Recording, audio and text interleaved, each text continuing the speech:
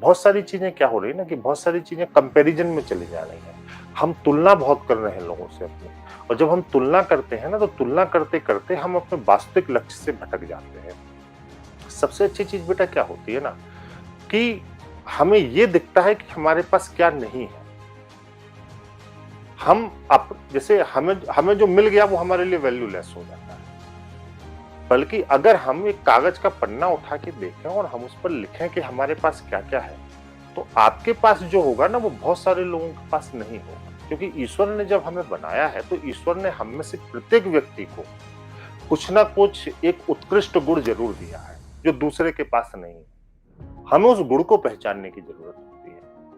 हम उस गुण को पहचानें, हम उस गुण को अप्लाई करें। अगर आप एक लिस्ट बनाइए ना कि आपके पास क्या-क्या है, तो बहुत सारे लोगों के पास वो चीज़ें नहीं है जो आपके पास है। लेकिन जो हमें मिल गया वो हमारे लिए वैल्यूलेस है। जैसे जीवन जीने की अनिवार्य शर्त हीरा है कि पानी है? तो जीवन जीने की अनिवार्य शर्त पानी है। लेकिन पानी ईज़िली रीचेबल है, इसकी कोई वैल्यू नहीं है। वो बहता जा रहा है, बहता जा रहा है। खुला है तो खुल गया।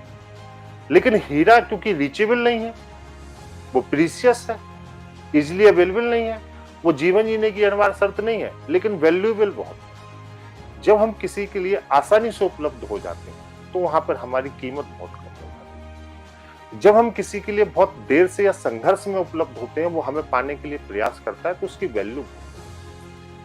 तो हमें सामाजिक और अनिवार्य जीवन में भी ये देखना है कि हमें किसके लिए कितना रीचेबल होना है। कहीं ऐसा तो नहीं कि किसी के लिए आप ज्यादा रीचेबल हो गए तो वो आपको वैल्यूलेस बना देगा। कंटेंट का भी यही होता है। मान लीजिए मैं आज आपको यहाँ पे खड़े होकर पढ़ा रहा हूँ, तो हो सकता है कुछ लोगों को लगे कि वैल्यूलेस है, लेकिन मुझे पता है कि जितने प्यारे बच्चे मुझे पढ़ रहे हैं ना, इसमें से मुझे 500-700 रिजल्ट मिलेगा वीडियो में। मैं उनके लिए मेहनत कर रहा हूँ, मुझे इससे फर्क नहीं पड़ता कि कितने बच्चे आ रहे हैं, है ना? ऐसे यही होता है। जैसे जब जो चीज़ हमें मिल रही होती है ना, तो हम वहाँ उसको दूसरी जगह खोजते हैं कि यार ये तो आराम से मिल रही है। नहीं, जो मिल रही है वो आपकी किस्मत है।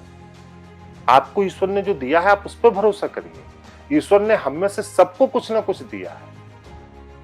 ना किसी के अभाव में जियो, ना किसी के प्रभाव में जियो, केवल अपने स्वभाव में जियो। अभाव में जियोगे तो भी दिक्कत है, प्रभाव में जियोगे तो भी दिक्कत है। केवल और केवल अपने नेचर में जियो, अपने स्ट्रॉन्ग पॉइंट के साथ हिट करो। तुम्हारे पास वो सारा मटेरियल है जो तुम्हें सफल बना सकता है। केवल तुम्हें अपनी ऊर्जा को सही जगह पे लगाने की जरूरत है। कोई दिक्कत नहीं है, सबको कुछ ना कुछ मिला है, निश्चित मिलेगा, तुमको भी मिलेगा। बस नंबर आने का समय है। सब लोग पेपर देके दुखी होते हैं कि हमारा चयन नहीं हुआ। सबको दुखी होने का अधिकार ही नहीं है, क्योंकि सबने समान रूप से मेहनत ही नहीं की। वास्तव में पेपर देके वो दुखी हो सकता है कि जो जिसने मेहनत की हो और जिसका चयन ना हुआ हो। आप तो दुखी हो सकते हैं। सब दुखी क्यों होते हैं? यार तुमने तो मेहनत ही नहीं की, तुमको दुख होने का क्या अधिकार?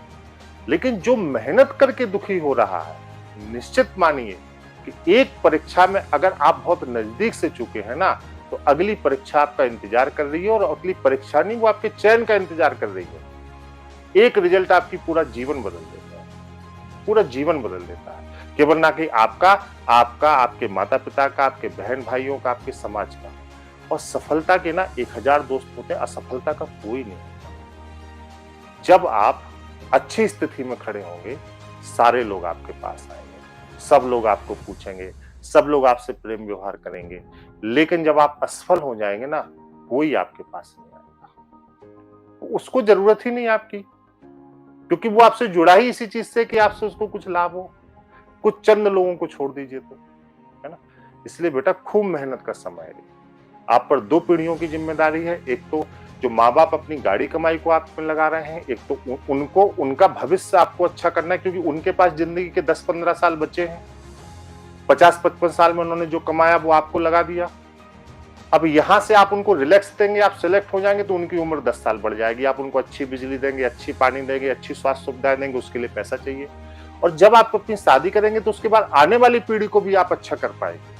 तो 2 पीढ़ियों की जिम्मेदारी आप लेके चल रहे हैं, उनके बीच में आप ब्रिज हैं। आपने अगर ये समय व्यर्थ कर दिया ना बेटा, तो वो इस पीढ़ी के भी उम्र को 10 साल बेकार कर देगा।